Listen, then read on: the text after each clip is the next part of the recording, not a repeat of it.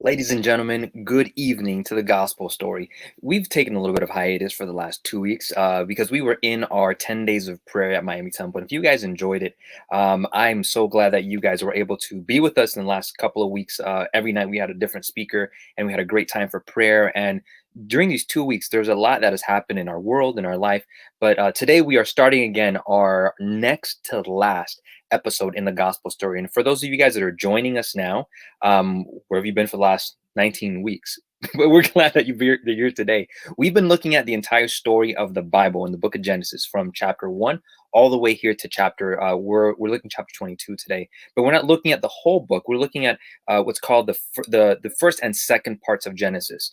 We were looking at creation, and we're finishing today the story, the narrative of Abraham, known as the father of the faith, and the experience that he had in sacrificing his son Isaac today, and what that means for us. So for you guys that are joining us again for the first time, we have 18 episodes that you can check out in the past, and we will also be doing one more episode next week as a final wrapping up to this entire season. Season 1 is over next week, and we're going to be talking about the highlights, the main takeaways we want you to leave with for those of you guys that have been following us, and even those that are joining us for the first time either today or next week.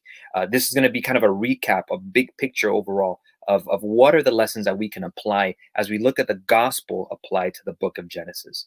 So I see a few people that have already been joining us, and it's great to see that we have our crew together. We have Brandon saying hello, and Joan, are you there with Janice? Because it feels like every week it was Joan and Janice together. So more people are coming in there together. And today we are going to have also not only the last the last episode of our chapters, but we have such a I'm excited because I don't know if you guys expected this, but we are going to have a good crew today to discuss everything here with. I want to begin by sharing my screen with our wonderful associate pastor, Mr.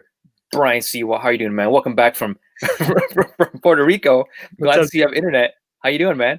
I am good, bro. I'm really good. I'm happy to be here. I'm about to, set up my mate, get really inspired in a little bit, let the hair down, feel relaxed. Looking good, man. It's Wednesday, man. Half of the week, Wednesday. You gotta do a little bit of self-care, Right? You know what I'm saying? I love it. I love that the hair you got going on. Listen, obviously I'm envious because you have that luscious lock of hair. I literally only have your hair in my dreams. And so being able to enjoy you in your hair, it's a wonderful experience, man. Good to see you. Welcome back. Welcome back. We missed you, man. Thank you. We also have our fearless leader, none other than our senior pastor, Lafitte Cortez. How you doing, sir? I'm good. How you doing? Good, man. How's everything? You're looking good, man. Were you out running the whole day? Working out, man. I'm working I see out. You have your water. I have my water. Good, man. Good to see you. And we're gonna have a full screen today because I know by the whole crew is here. The whole crew is here. The whole crew is here. We actually have Pastor Jamel Vanessa Harrison with us today. How you doing, everybody? Hello. I'm trying to work out to be like Lafitte. Listen, the one arm pull up. Yes, follow him on Instagram, and you will see that was either a lie or extreme modesty. So it's great. Good to see you guys. You guys came after having a day full of classes, huh? Yep, lots of class today. Wednesdays and Thursdays, all day. Wednesdays. Yeah, I remember those days. Those days were those are good days. You think back on them. They were really nice days. When you leave, you're gonna look back on these moments with like fun. It's like, man, I kind of miss having to go back. Maybe not now, but in a few years, maybe. Doubtful. I don't know. I'm gonna have to pray on that one. We'll have to be removed like New Jerusalem removed. Be like, man, remember that? I can't say you're wrong about that because when I was there, I was like, that doesn't mean anything to me. So when Christine Delgado welcomes everyone, welcome Pastor. So we are in we have all screens filled on today, and we are excited. Are you guys excited today about today's lesson? Yes. Yeah, let's do it. So what we're gonna do with you guys, if you guys have your Bibles with you, I want to invite you to open to the book of Genesis, and we're gonna be looking at Genesis chapter 22. I'm gonna drop you guys, everyone else here from the screen. I'm gonna put myself up here, and what we're going to do is we're going to look at Genesis chapter 22. Genesis 22 is a fantastic chapter because it looks at the story of Abraham and Isaac, and it's a little bit different. There's a few there's a few themes that come up here that are kind of disturbing to modern readers. If your Bible has a heading, it might say the sacrifice of Isaac or Abraham's test, something to that effect. But the issue here is that Abraham is now, as we talked about this entire season, Abraham is being tested, and his experience is not unlike ours. In that, by being called the father of the faith, he is not just the first person that went through experience like us, but his experience in some ways describes or parallels what an experience with God is like even today for you and I as people living in the year 2020, 2021, with our complexities. Even though we're removed from time and space and geography from that situation, and from their experience, it doesn't mean that our experience is any different than what he would go through. And so here, when we reach the end, we're finding in Genesis chapter 22 an extremely it's an interesting situation we have. So I'm going to start reading here from Genesis 22 from verse 1 till about verse 8. As usual, this seems to have around 3 different sections to it, where God instructs Abraham to do something with his son, and then when Abraham takes the son and he goes, and finding the resolution, like a good story. So starting from chapter 22 from verse 1 through 8, it goes like this. It says, after these things, God tested Abraham and said to him, Abraham, and he said, here I am. He said, take your son, your only son Isaac, whom you love, and go to the land of Moriah, and offer him there as a burnt offering on one of the mountains of which I shall tell you. So Abraham rose early in the morning, saddled his donkey, and took 2 of his young men with him, and his son Isaac. And he cut the wood for the burnt offering, and arose and went to the place of which God had told him. On the 3rd day, Abraham lifted up his eyes and saw the place from afar. Then Abraham said to his young men, stay here with the donkey. I and the boy will go over there and worship, and come again to you. And Abraham took the wood of the burnt offering and laid it on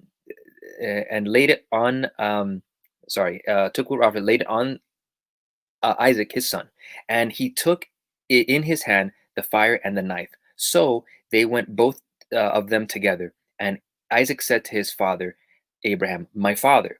And he said, here I am, my son. He said, behold the fire and the wood, but where is the lamb for the burnt offering? Abraham said, God will provide for himself the lamb for a burnt offering, my son. So they went both of them together. So this is the introduction to this story. And as you guys see, there's an introduction where Abraham not only is contacted by God again, but Abraham is given this command. And I'm not going to say too much about it, because I want you guys to give me your thoughts on what you guys get from this first part of the passage. And again, for our readers, for our viewers that are with us today, this isn't just a, hey, you guys listen to what we say. If you have any comments or questions, please feel free to share them in the chat. We see them as you guys are coming in. Good to see everybody here. Hello, Paula and Jordan. Good to see us together. And good to see Claudio de Cueto Chan. Good to see you guys. So give me any thoughts that you guys have on this, and we will try to answer the best we can on here. So guys, what do you guys see in this situation? Well, for me, first of all, Abraham didn't argue with God. Did you see that? God is asking him to take the son, and he's not arguing. He's not arguing like he did with God with Sodom and Gomorrah. You don't see no bargaining. It's kind of like, okay, this is what you want me to do. I'm going to trust you. I'm trusting you. And I think what I see is that maybe at this point in his journey, he realized that God knows best. Mm-hmm. God knows best, and I'm going to trust. I'm not happy, because notice it says that he left early in the morning. Notice there's no mention of him talking to Sarah, Mm-hmm. right? Probably Sarah would have been like, what are you, crazy? You're not taking my son. So he just goes.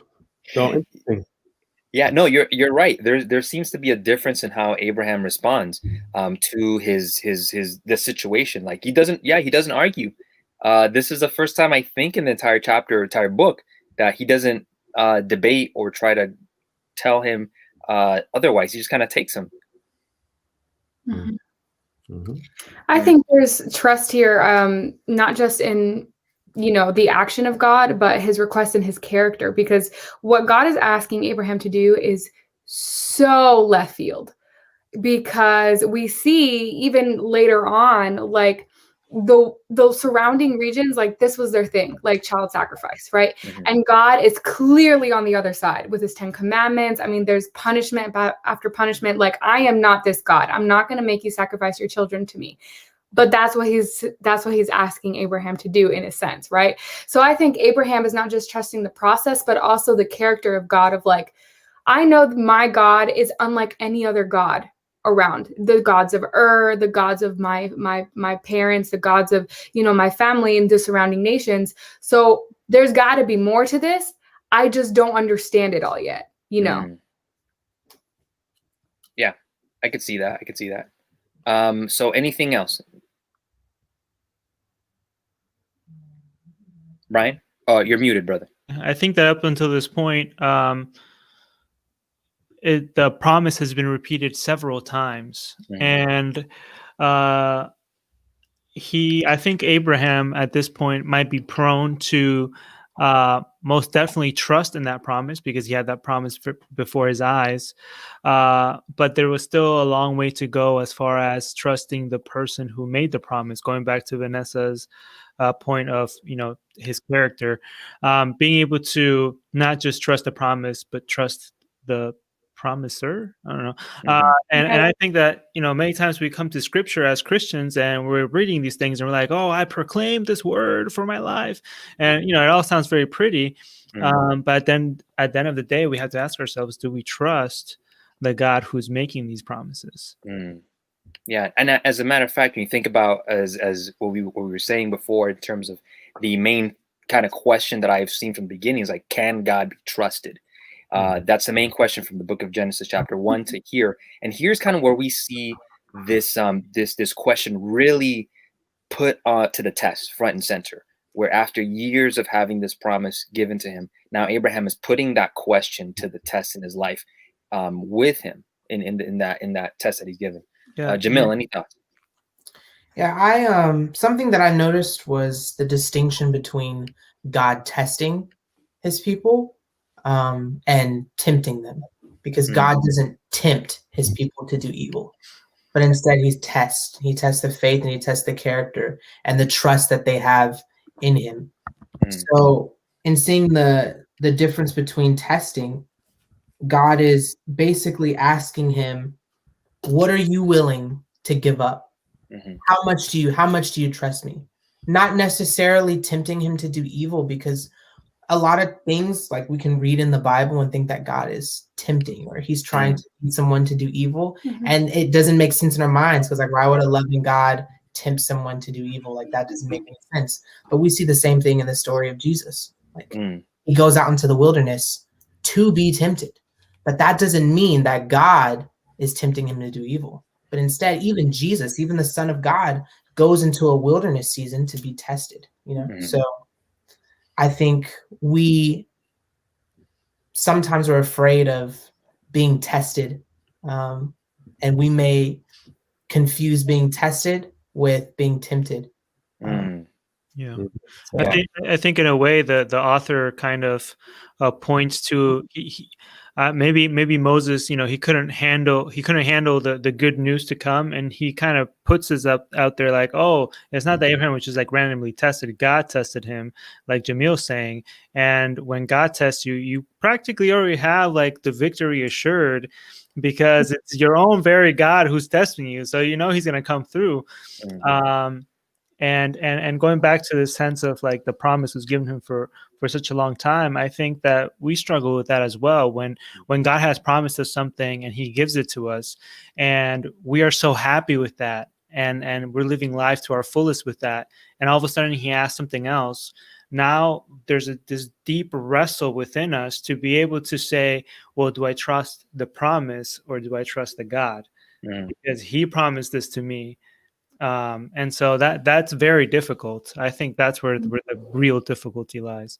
I think, the conversation is good. Something I was reading before this is that in the Hebrew language, that word test has a dual significance. I think it's to Jamil's point, and yours too, Brian. When you think about testing, I think to us, especially when you go through the system of schooling that we have, when we think about where you're going to be tested, it's that idea of there's a failure or there is a success. Like you pass or you fail. There's no in between. But in the Hebrew mindset, it isn't a, hey, God is going to test you to see if you're up to the test, or if not, you're going to fail. In many ways, it was like, so let's say, for example, a car is manufactured and it has been checked and double checked and triple checked. But just in order to make sure that it's safe, everyone has to go through these tests. It's tested, right? Not because there's like, oh, it's going to fail, it's going to pass. Like they know it's going to pass, but they just feel like they have to do it because just to be sure, you always test cars to make sure they're safe. That's how they say that it was understood that Abraham, through his life, because remember, this isn't the first time God's asking them. As a matter of fact, this is the last time that he and God really speak. This is also, I think, the first time where God is testing him, where he says, hey, do this, without the assurance of a promise afterwards. So he doesn't say, do this and you will blah, blah, blah, blah, blah. This is God saying, hey, do this. And Abraham's like, okay, I'll do it. So that whole thing is predicated on God testing him, not because he's testing him in the sense of like he's going to pass or he's going to fail.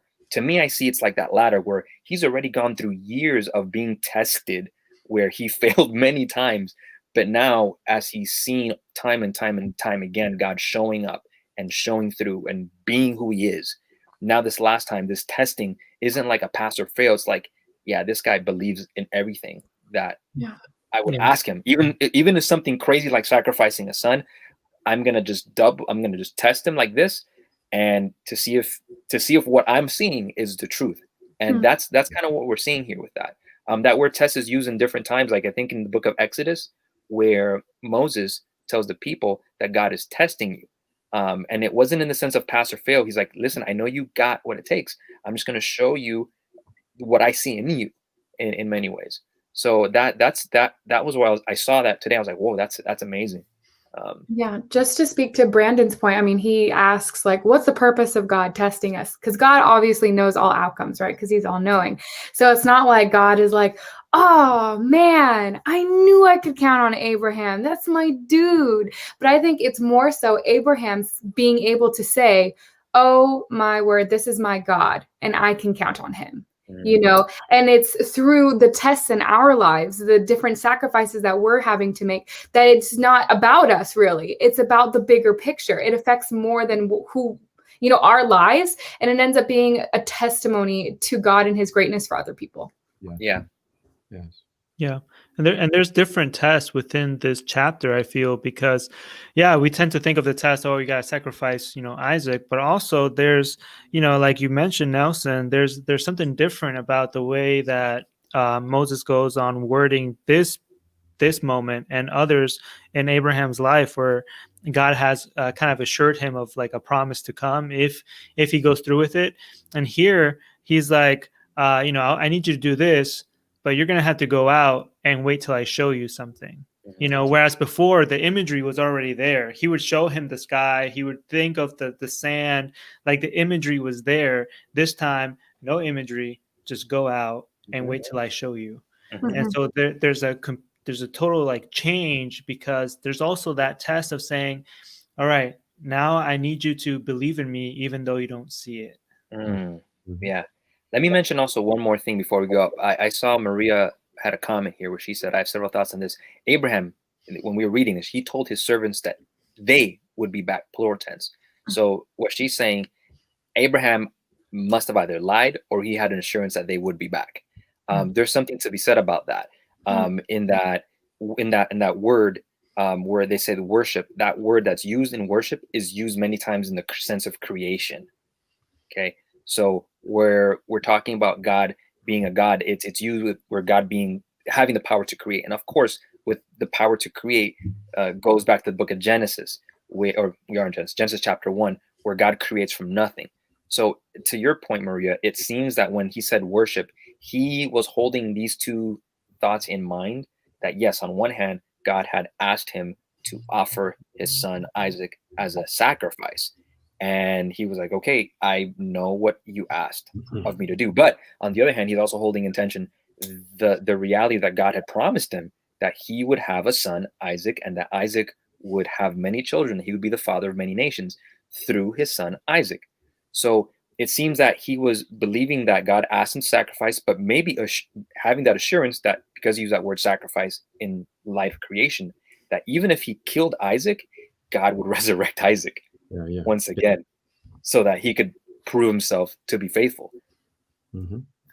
And, you know, we've been talking about the faith of Abraham, but let's talk about Isaac. He's trusting his father, but he's also trusting his father's faith in God.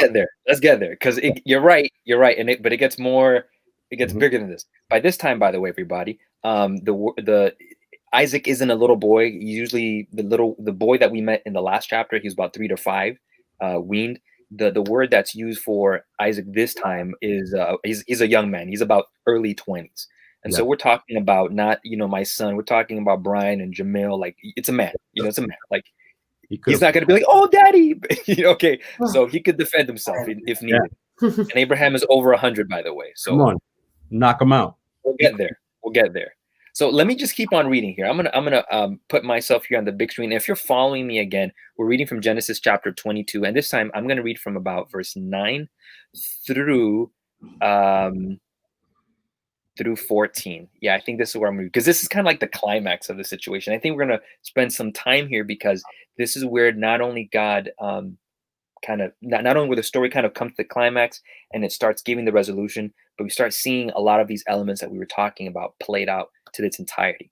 So starting from verse 9, it says this: when they, Abraham and Isaac, came to the place of which God had told him, Abraham built the altar there and laid the wood in order and bound Isaac, his son, and laid him on the altar on top of the wood. Then Abraham reached out his hand and took the knife to slaughter his son. But the angel of the Lord called him from heaven and said, Abraham, Abraham. And he said, here I am. He said, do not lay your hand on the boy or do anything to him. For now I know that you fear God, seeing that you have not withheld your son, your only son, from me. And Abraham lifted up his eyes and looked, and behold, behind him was a ram, caught in a thicket by his horns. And Abraham went and took the ram and offered it up as a burnt offering instead of his son. So Abraham called the name of that place, the Lord will provide. As it is said to this day, on the mount of the Lord it shall be provided. So, Lafitte, to your point, you were mentioning how this was not a young man. No. Tell us more about this. What do you see about this faith of this young man in action? Well, he must have seen the relationship that his father had with God, because he's like you said, he's 20 years old. And wait a minute, I know enough that there should be a sacrifice. Where is the lamb? And then his father said, well, the Lord is going to provide. And then notice how in verse 9, it kind of gives you the steps, right? Abraham built an altar. He laid out the wood. He bound his son Isaac. It's like he's kind of dragging it, right? He's kind of prolonging the what's happening. And Isaac willingly is allowing his father to tie him up. And, he's a big mangansong, right? He's a big guy. It's not that Abraham carried him and placed him on the altar. He placed himself on the altar. So he must have trusted that, okay, whatever's going to happen, God is going to do something, because I am the promised one, right? As the stars and as the sand. Come on. Okay. Good. Any other thoughts, guys? I just got to say that God is a flair for the dramatic. He surely does. I just feel like if you've seen any of the Marvel movies, how like problems and no, not us. So it's like any movie. It's like, you build it from the beginning. It's like problem on problem on problem on problem on problem. And then there's like, solution at the end. And that's literally like the Bible takes time to say every step, like Lafitte was saying, like, and then he laid the wood, and then, he built the altar, which That's going to take a bit. Build the altar, take the wood, tie him up, all this stuff. And it's like, dun, dun, dun.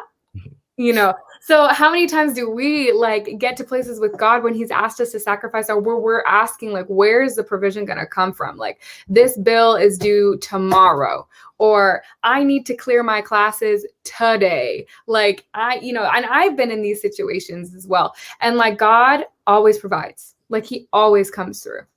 Mm.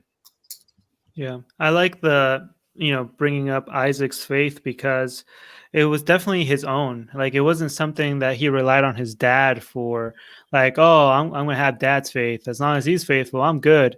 And he asks probing questions that make his dad make even more faith-centered statements.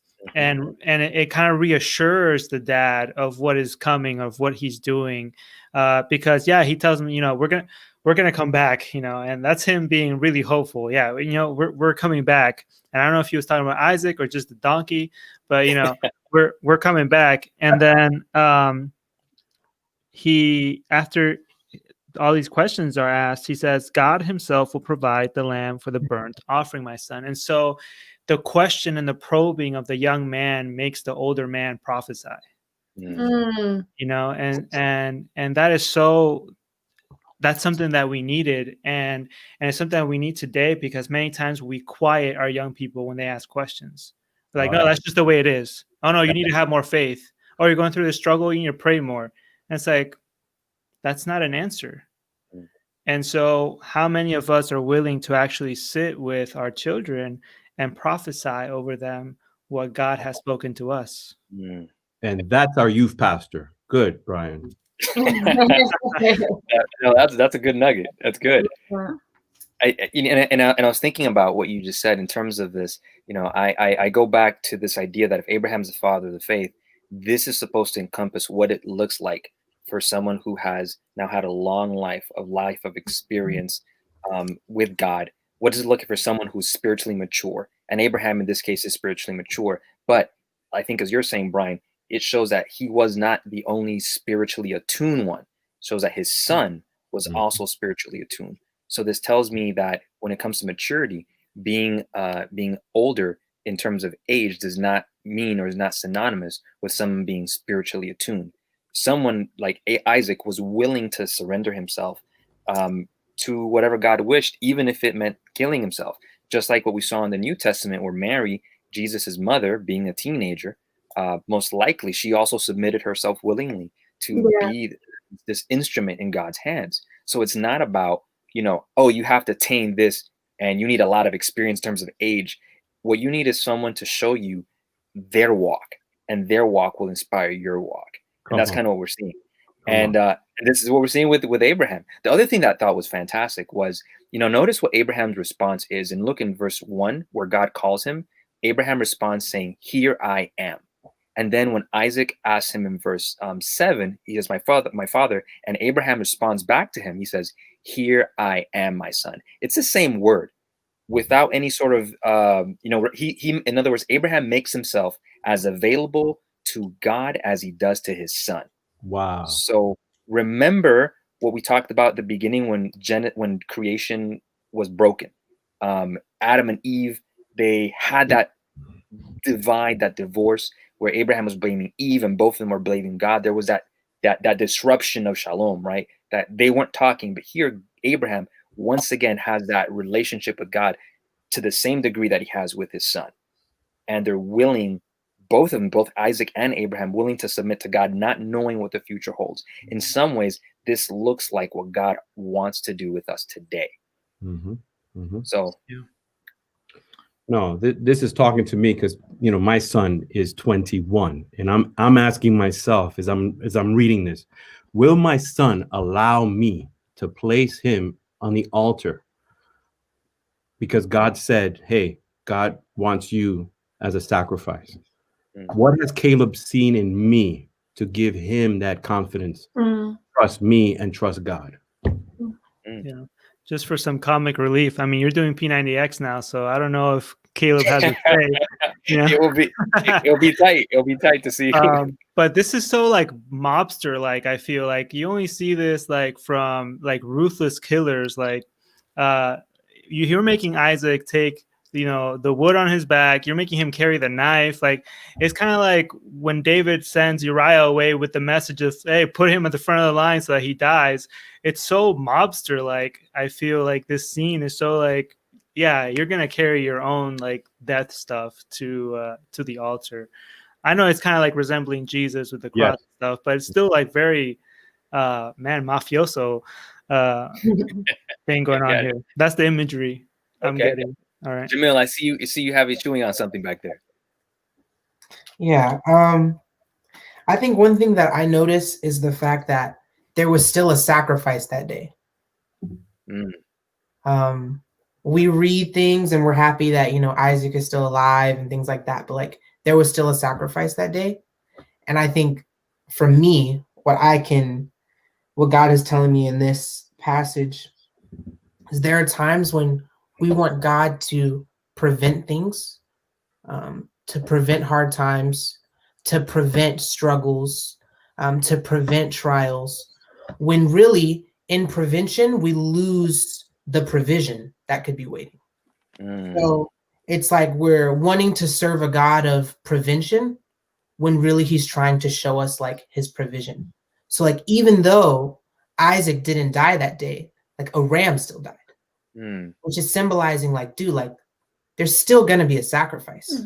You know, this is foreshadowing to the gospel story. I mean, that's the name of this whole thing. Like this is foreshadowing to the gospel story. Like that's what it's about. We sinned, you know, we're the ones that turned our backs against God. We're the ones that fell short. We're the ones the wages of sin is death. Like we literally deserved like death. And instead of God simply preventing that, he provided for it instead. So like a sacrifice still had to be made. So we're just off the hook, you know, like it's a substitute. And that's what my Bible really focuses on. I have a study Bible. And it says the fact that a ram died in the place of Isaac suggests the principle of substitutionary atonement. That's one of those fun words. Yep, substitutionary atonement, especially the substitutionary death of Christ on the cross. So again, it's pointing to that. Like, listen, yes, Isaac didn't have to die, but the ram died. Like, yes, absolutely, we didn't have to die because of our sins, but Jesus did. But absolutely. You think about this. Yeah, I mean, you think about Isaac gets to go home. All right, fantastic. But here's this ram having a perfectly normal day, where now he's stuck, and then he's like, "Oh, someone's gonna help me out," and now you're dead. You know what I'm saying? So we think, man, like you're right. Maybe like Westerners, maybe just this idea, like, oh, someone else has to pay for it, so I'm good. No, someone else. The other few things interesting about what you said, Jamil, is that the place where this place is called, where on this day God provided, the Hebrew word for that is Moriah. So the word that was used, this place was called Mount Moriah. Later on, geography, this is where the Temple Mount came to be built. This was the second temple, where this was where sacrifices were offered during this time. This is around the same area where Jesus is said to have been crucified. So here's this interesting thing where this ram is caught and horn. Okay, I'm going to get probably a little bit not. I just find it interesting how a ram is caught in the thickets by his horns. And you have horns that sometimes represent power, and he's stuck in these thickets, and this ram is killed because he's stuck in someone else's sin or someone else's stuff. So I parallel this with how God was stuck in our sin and he died in our place because of our mess ups. And someone else had to die. So it's easy to think, Jamil, like you said, that someone got away with it, but this was still a sacrifice. And it should point us to this reality, like that God sacrificed himself at our expenses. It isn't like he was like, okay, well, no sacrifice is over today. So you're right. That's huge and worth remembering. Yeah. Did you guys catch that it was an angel of the Lord that cried from heaven? The same angel of the Lord that cried when Ishmael was, in the desert. Hmm. He was dying. Yeah. Yes. I'll let other people talk here. Go ahead. Okay. No, because angel of the Lord, right? Isn't that Jesus? Mhm. Well, something for our friends to consider at home. What you see here, whenever you see angel of the Lord, you see angels come up and they'll speak and they'll say God has a message. But something interesting to notice for you guys that are reading at home, when it says the angel of the Lord, notice that he says that he's referring to God and himself kind of synonymously. I'm not going to say, hey, isn't that? I want you guys to look at the chapter yourself and look at the text and see what the text says. So the angel Lord comes and says in verse 12, do not lay a hand on the boy or anything on him, for I know that you fear God, and you have not withheld anything from me. Now, if this was a messenger delivering a message from somebody else, he would have said, you haven't withheld anything from him. Okay, so but he's referring to himself in the first person. So when you're talking about angel Lord, I want you to wrestle with this idea that we might not be talking about this other, angelic host who's like the head of somebody else, but he's not God. The angel Lord presumably might be the pre-incarnate Christ, because he's referring to himself as the deity that made the pact with him. And it's even more blatant in the next section we're going to read. But you're right, Lafi. I think there's something to be said about that. Mhm. Real quick here, let me just get here a few thoughts here. Brandon mentioned here, what is the purpose of God testing us? God knows our heart. Oh no, actually we already answered that. Yeah, we got that one. Thank you. Eli mentioned he obeyed, accepting the strange order without discussion, but his response to his son shows that he knows and is expecting something out of the ordinary without knowing what. Every test is a step towards something bigger, yet that should be easier to accept based on past experiences with God. Thank you so much for that. And I want to get to some other people here. Let's see. Brandon's giving some good thoughts here, so I'm trying to give other people some airtime. But Brandon, you got some really good thoughts here, man. I love it. We might have to get you on here for season 2 to share a few thoughts. Martha mentioned Job comes to mind too, and the Lord gives and the Lord takes. We all have in his and become of him. I think Abraham, like Job, accepted this. This idea that God gives, God takes away, and he saw himself as kind of a part of God's plan, if you will. Brandon again mentioned here another parallel between Adam and Eve and Abraham is that when God calls Adam and Eve, they hide, but yet Abraham presents himself to God, and Isaac carries the wood on his back, just like Jesus carried the wood on his back. You're bringing up this reality that Isaac seems to be a what's that term where someone seems to parallel Jesus? A type of Messiah or messianic antitype or whatever.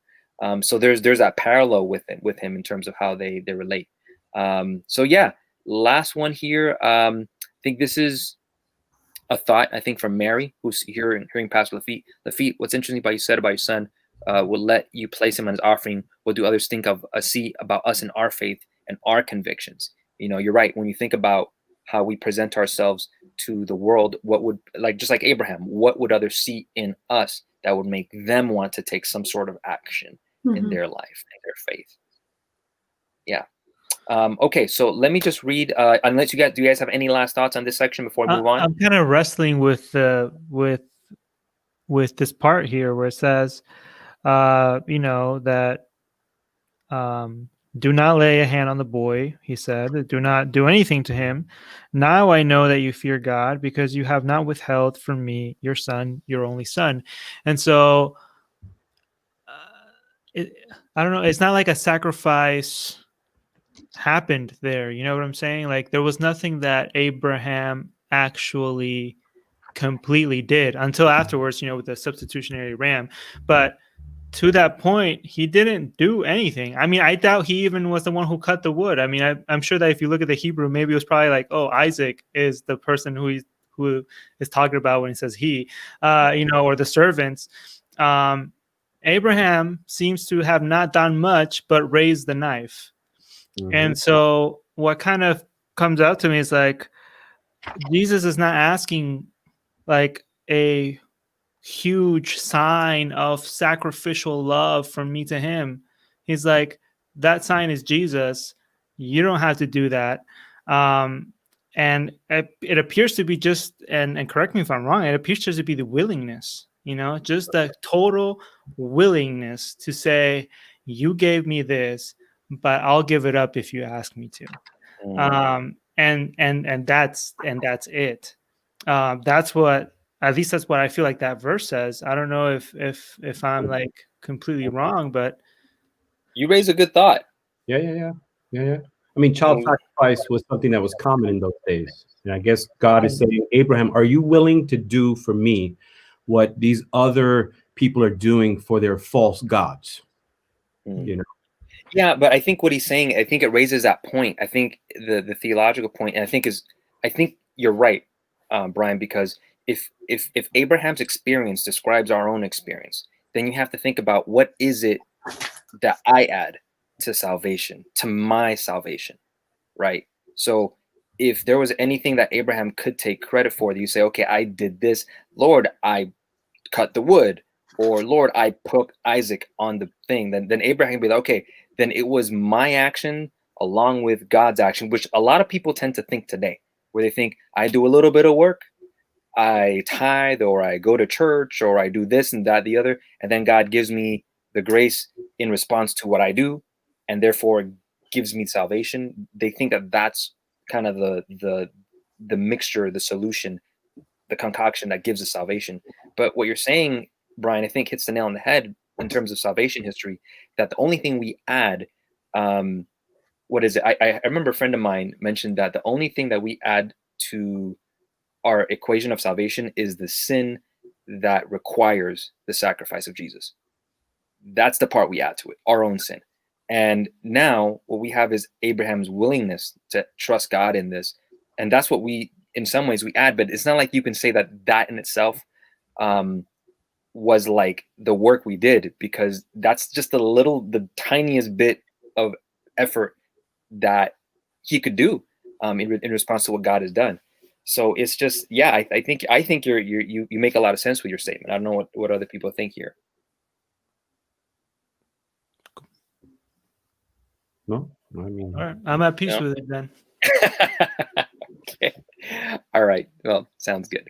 We're going to jump ahead here to the last section here. I'm going to zoom myself up, and we're going to go to now we're going to be looking at the last few verses of Genesis chapter 22. This time we're looking at verse 15 all the way through verse 24. You're going to see the end of this narrative where Abraham now comes down and he moves. And you're going to see a seemingly, it's almost like an epilogue to the story of Abraham as we find it here in Genesis 22. And it says the following, starting from verse 15, it says here, and the angel of the Lord called to Abraham a second time from heaven and said, and by the way, remember what we talked about with this first person, that this angel of the Lord seems to be talking like. He says, and said, by myself, I have sworn, declares the Lord, because you have done this and not withheld anything, withheld your son, your only son, I will surely bless you. And I will surely multiply your offspring as the stars of heaven and as the sand that is on the seashore. And your offspring shall possess the gate of his enemies. And in your offspring shall all the nations of the earth be blessed, because you have obeyed my voice. So Abraham returned to his young men, and they arose and went together to Beersheba. And Abraham lived at Beersheba. Verse 20. Now after these things it was told of Abraham, behold, Micah also has borne children to your brother Nahor. Uz his firstborn, Buz his brother, Kemuel the father of Aram, Chesed, Hazo, Pildash, Jildab, and Bethuel. Bethuel favored Rebekah. These 8 Milcah bore to Nahor, Abraham's brother. Moreover, his concubine, whose name was Remuah, bore Tabar, Garam, Tesha, and Makkah. And it's a rather awkward, seems like a pause to this, a rather awkward end to the situation. But what I will mention about that last section in terms of genealogy, where it seems that this is kind of like, to think about a movie, they're kind of setting up kind of like a future spinoff, like, you know how usually in I think about Age of Ultron. I know I'm a Marvel fan as well. There, after the whole credits roll, you see Thanos come out and he's like, okay, fine, I'm going to take care of myself. where there is like an indication that something is about to happen in the future. This seems to be that, because remember, this book was not written as a history, if you will. It was written as a narrative, but also history. So there's a story element to this, where it seems that this is the end of this part, and then there's this other part of the genealogy that will play out in the rest of the book and later on in the Old Testament. This is what the book of Moses seems to be talking about. That what Moses as the author seems to be pointing to. But we're not going to have time to get into that. That's going to be for your own reading if you guys want to get into that in Genesis, the rest of the chapter. But guys, what do you all see? Everyone in the last section of Genesis chapter 22, where the angel Lord comes down, he talks to Abraham, gives him this promise again, and then Abraham moves to Beersheba. Mm-hmm.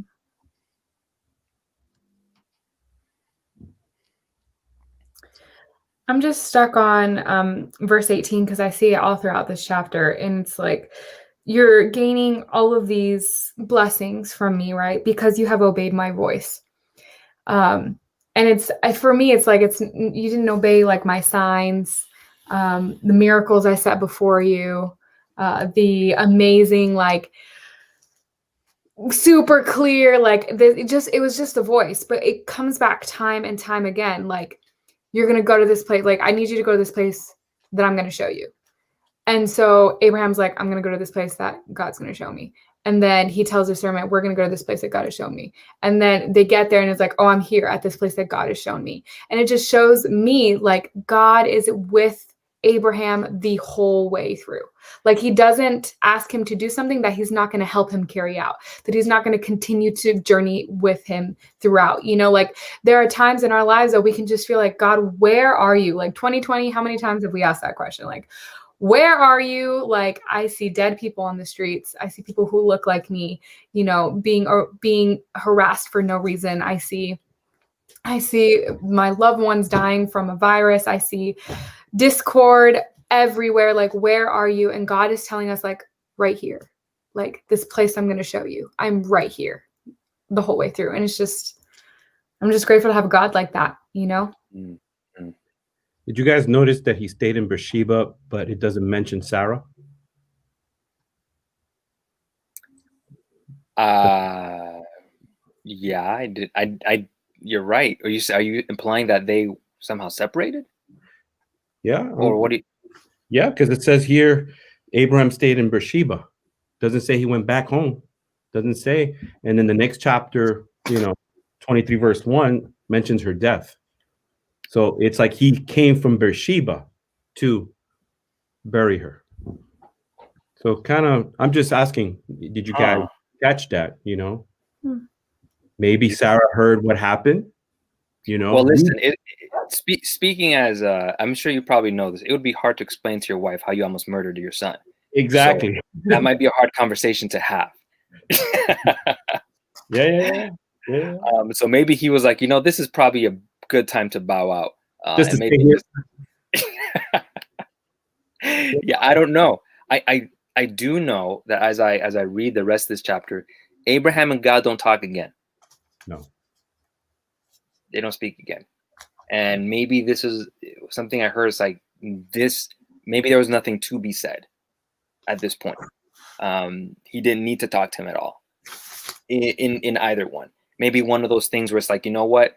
We're probably going to have a real face-to-face in this one in heaven to kind of clarify everything this one, because I know I asked you to do a huge thing. Didn't make sense.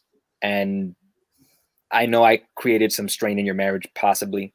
But this is again probably unique to the relationship with Abraham and Sarah. But I never considered that. We're stopping here at Genesis 22, so we're not going to 23. But it's an interesting thought. I'm not sure if this is licensed to every man out there that's upset with their wife to be like, I'm moving to West Palm Beach, But it's interesting. It's an interesting thought. I mean, you guys are feeding all this, so I'm just going to jump to chapter 24, since we're doing all these jumping, ahead. And verse 1 says, Abraham was now very old, and the Lord had blessed him in every way. And this is where he goes out to look for a wife, or sends a servant to look for a wife for his son. I mean, what more can God ask of him? He already asked everything Abraham had to give. and Abraham had complied in every way, what more was left than just enjoying the blessing that God had to give? I think you're right. There need to be further like face-to-face conversations if we're good. Yeah. I think on your point, a good thoughts from our members that are chiming in. Marta was like, who's a mom herself with a 20-year-old. She said he best stay away. It's probably no mama bear, but I love what Honore says. No speculation, please. You're right. You're right. You're on that. We don't want to speculate on this one. Maybe not. But the Bible doesn't mention it, so we're trying not to read into that one. We just reading. I'm just reading what the text says. There may be someone out there that reads it and like, hey, Pete, where's Sarah? Going back to like the original thing, and Vanessa kind of stated what the verse that stood out to her. The part that stands out to me is your descendants will take possession of the cities of their enemies, but then right after, and through your offspring, all nations on earth will be blessed. Does that include your enemies? So like for me, it kind of, what does he mean by this? Because, he also promised Abram, hey, dude, the land which you walk on is going to be yours, and there was people that were living on that land. It wasn't really his yet. Like it was like some kind of promise, right? And he even scopes out the land that's not his yet, just acting on this promise that the land will be his. And so I'm wondering if even to today, right, that we consider ourselves somewhat attached to Abraham because through his lineage came Jesus, who kind of like saved us all, and all that. Are we living in enemy territory, right? And have we taken possession of where we are, or are we just kind of going through the motions and no one even knows that we're here? So I think that's also like a call, like, hey, if you believe in this God that promises and you believe in the promises that he gives, why haven't you taken possession of the land? Like I feel like it's kind of like pulling at me a little bit, and maybe perhaps pulling at Miami Temple a little bit, is why is it that most of our memberships come from everywhere apart from the land here? And maybe it's a call for us to make more of an impact in this community that we find ourselves in. Yeah, I can definitely see that. I think there's a lot to be said in terms of what I think. Let me just add to your point here. I think Yvonne Luna mentioned something along lines we were talking about. This chapter reminds us that God is faithful. He will always give us a way of escape. He won't allow us to be tested or tempted beyond our ability to resist. 1 Corinthians 13, trust and obey. I think the reason I connect that to what you're saying, Brian, is that I know it didn't really exactly jive. No, it's just that I don't agree. Huh? I don't agree that God won't give you something you can't handle. Well, that's something I've preached about as well before, and I agree to your point. And I think I misread her statement before. We're okay. We'll mention this real quick. God has more faith in us than we have in ourselves, and I think that there's a well-known but misspoken verse that says God won't give us more than we can bear, but that's actually found nowhere in the Bible. But I think the part for us to remember is that true surrender is what allows us to experience God's goodness and God's mercy in our lives. When we put ourselves in the position to be tested by God, God will show us a little bit more about himself and how he can provide for us in our moments of despair, or God will reveal in ourselves moments that we're stronger than we believed ourselves to be, because God puts us in a position to grow. But what I was going to say to you, Brian, in terms of how I mistakenly read that, Moses was giving this as kind of a history to his people. And so I think to your point, he's this whole history is to his immediate people. These are the Israelites who are now they're sojourners. They're trying to take possession of the land. They're about to take possession of the land. And Moses is trying to give them their own history. And I think to us, the same thing can be said, where he's saying that through your descendants, the whole world will be blessed. So he's saying to us that it's not just this conquest mentality, but it's a blessing mentality, that as we are faithful, we will bless others. Just like we've seen in the story of Abraham, how his faithfulness blessed the people around him, even though they were his enemies. Like God's blessing is meant to be shared. I remember actually what what Vanessa, you had mentioned when you were here last time, how our faithfulness blesses others. And that's the same context that God wants us to do. And I think through our trials, through the times where we mess up and we see how God shows himself faithful, and even in our mistakes, we can show others that God is faithful by admitting our mistakes and admitting where we fell short, because again, it points us to the reality that in this story of life, I'm not the hero. It's God that's the hero. Correct. Mm-hmm. Absolutely. So let's do this. We're coming up here close to the hour, and I think since we have 5 of us, I want to give us time to share our closing thoughts on like this message that we have. So anyone want to jump off? Just give us this idea. What's the last thought that you want to leave us with? This closing thought here as we finish this chapter 22 of Abraham and Isaac in this chapter. Well, I'll go. I want to live my life in a way that my children will be able to trust God, not because of what they heard me say, but what they saw me do in my relationship with God. That I sacrifice because God is worthy to be sacrificed. And so they see that in my actions. That's my takeaway, my thought. Mm-hmm. Mm-hmm. Thank you, Lafi. That's good thoughts. Our willingness to sacrifice gives God the opportunity to show us that he is trustworthy. Okay. Good thoughts. Brian or Jamil? Well, you guys are thinking about it, so I'm gonna read some thoughts here as people are giving their thoughts. Brandon mentioned how future conversation. Well, actually, no, that's not the one I wanted, but this is a good one. Future conversations with Abraham may not have significantly served the goal of getting the Israelites trusting God. But I think that what I wanted to mention here was a previous comment that he said. This one I saw. Maria, which is his wife, she mentioned something before about what was the point of the book in terms of the conversation. But Brandon mentions that the point of this purpose of the book, Moses wrote this presumably to convince the children of Israel that they could trust God because they didn't know him anymore, which makes sense. They were slaves for almost 400 years. And so the whole point of this book is Moses trying to teach his people that God can indeed be trusted. So that's absolutely true.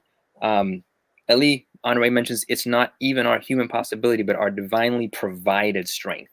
I think that God looks at. That's phenomenal. And he also mentions Eli later on that we are never alone in the fire, complete surrender, anything as precious as a promised son. We need to be ready to sacrifice to God. This is exactly what God did for us. So yeah, absolutely. Brian, Jamil, any closing thoughts? I can go. Okay. I think for me, the biggest takeaway is that a growing relationship with Christ will always lead to action. And oftentimes you cannot predict what God is going to impress on your heart or call you to do. But it's going to lead to action. If we think that, we can grow in our faith and grow in our love for God, and he's never going to call us to actually act and do anything with that, then we're sadly mistaken. It's always going to lead to action. So it's about knowing that the more I grow with God, the more I know that I'm going to have to share that. So whether that's in discipleship, whether that's in talking to people that I've never met before, like there's always that connection of what God is blessing you with is not just for you, like you're gonna share that. So Love it. Good thoughts. I don't know, man. I feel like Moses really gives Abraham a lot of credit. And I think that much like in our lives, we need people that are willing to see the things that we don't see in ourselves. One of the things being just like, Moses describes, early the next morning, he went and took his son. Man, I doubt Abraham even slept, like having to think about sacrificing his son. He probably just got up and Moses is like, oh no, he slept and then got up. And, many times people, we need people to kind of like edges on, like go for it. And, the sense of burnt offering, I was in school just yesterday, and I remember going to this class by, I don't remember if it was Cortez or one of those guys. And he was mentioning specifically about this and how this burnt offering was to be a moment of rejoicing, right? You're supposed to rejoice as you were offering this specific kind of sacrifice. And it's like, how can we rejoice giving away the thing that we love most? That's a good question.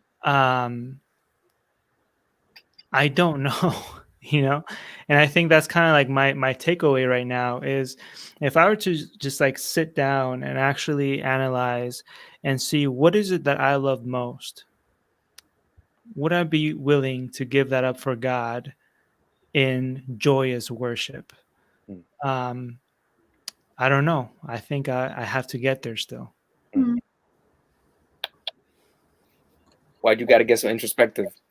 I think that's good. I think when I think about my last thought is that it goes back to the same question that we ask ourselves over and over again: can God be trusted? I realize that whenever we tend to say yes to that question, just kind of just a knee-jerk reaction.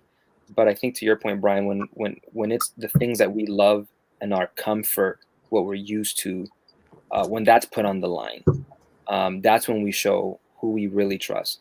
And what we see in that all 22 chapters of the Bible so far, human responses to that question: if we don't trust God, we tend to trust in what we see with our eyes. So we trust what we produce with our hands, what others tell us about ourselves, the accolades that we get. But now Abraham is putting all that stuff on the line, and he's willing to leave it all for God. And then, after this situation, he is comfortable living presumably in obscurity. Now, as you're saying, he's living out his life, but this time it's through the blessing of others. Now the narrative continues with Isaac, and later on his children. So now his time is done. His time in the biblical spotlight is over, because he has reached the point where he's willing to sacrifice everything for God, and he doesn't need the limelight. He's not given the limelight because his time is over. But how many of us, we crave for that? We crave for that attention. We crave for that moment in the sun. We crave for this. What we're working towards is something. But what if God were to say, okay, all that stuff that you're working towards, what you're really trying to, like someone mentioned at the beginning, what you're really trying to prevent is what you need to let go of, so that God can show himself to be your everything. And I asked myself, what is that in my life? And I want to get to that point where I can answer, yes, God can be trusted, because that's what Abraham was trying to teach himself. And that's what ultimately he taught his son, Isaac, who then taught it to his son, Jacob, who then taught it to his children, who then taught it to theirs. And eventually that same message is the one we're sharing to you today. And so this is where my relationship has to be strong, so then I can share that message, because God only has children. He doesn't have any grandkids. And this is where it's a lesson to me. It's like, okay, God, reveal yourself to me in the areas where I need to give up control, so that you can be great in my life. So, yeah.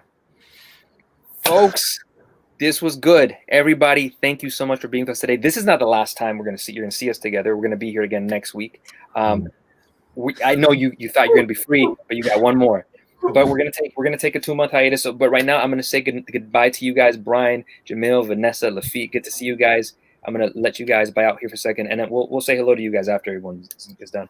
But everyone, I wanted to thank you for joining us today. I know you have so many questions here, and for those of you guys that have been watching us, what we're gonna do next week is special. If you have any question that we have not covered during the entire season 1, from the book of Genesis, from the first chapter, this is creation, all the way to now, please send it to us. We have gotten a few texts after the showings, our shows, and we'll try to bring some of those back up as well, to answer some questions that some of you guys had questions about, like Noah's Ark, and I think there was one on Enoch. There was a few questions on Cain.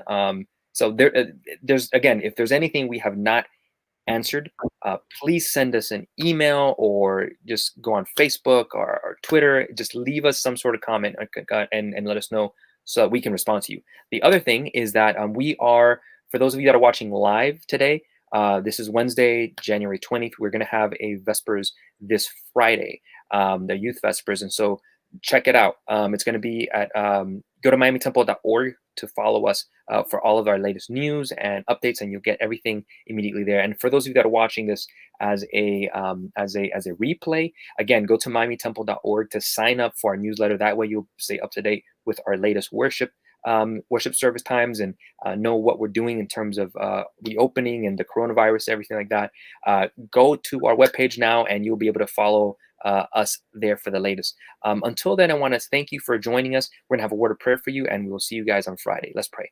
Father, I want to thank you so much for being with us today, and for helping us understand that just like Abraham was able to sacrifice, we are able to do it too.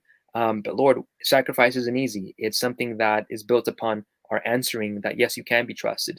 So help us, Father, to reach that point in our own lives where we can answer it in the affirmative, that you can be trusted, so that way you can trust us with much. So bless us, Father, for the rest of this time. Give us a wonderful rest of the evening and a wonderful week. This is our prayer in Jesus' name. Amen. Amen.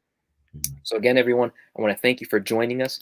I want to wish you guys a wonderful evening, and thank you for joining us in the gospel story. We'll see you guys next week. Bye-bye.